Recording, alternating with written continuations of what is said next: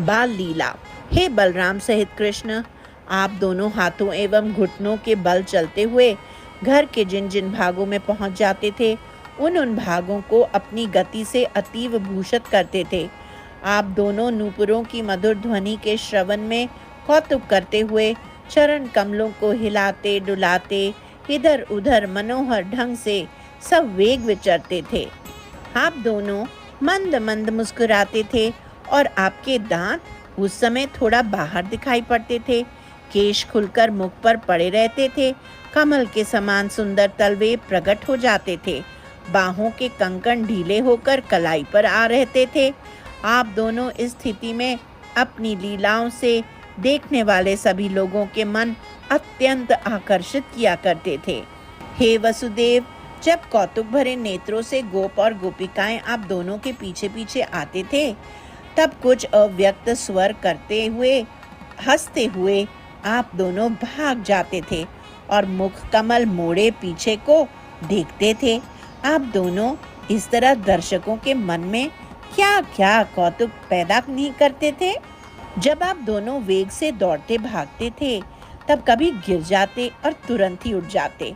इस गिरने उठने में सारे शरीर पर दलदल लग जाती थी।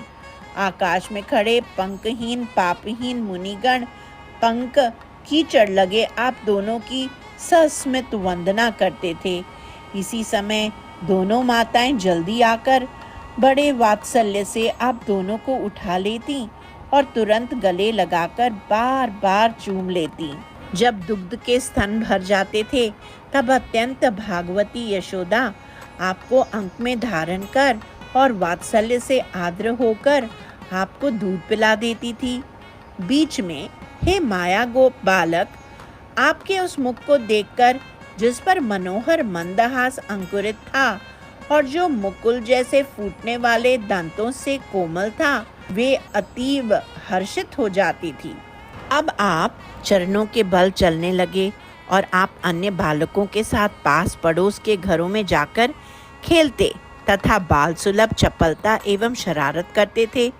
आप उन घरों के पालतू तोतों, बिल्लियों और बछड़ों के पीछे दौड़ते थे और देखकर गोपजन मंदहास पूर्वक बड़ी कठिनाई से आपको रोकते थे।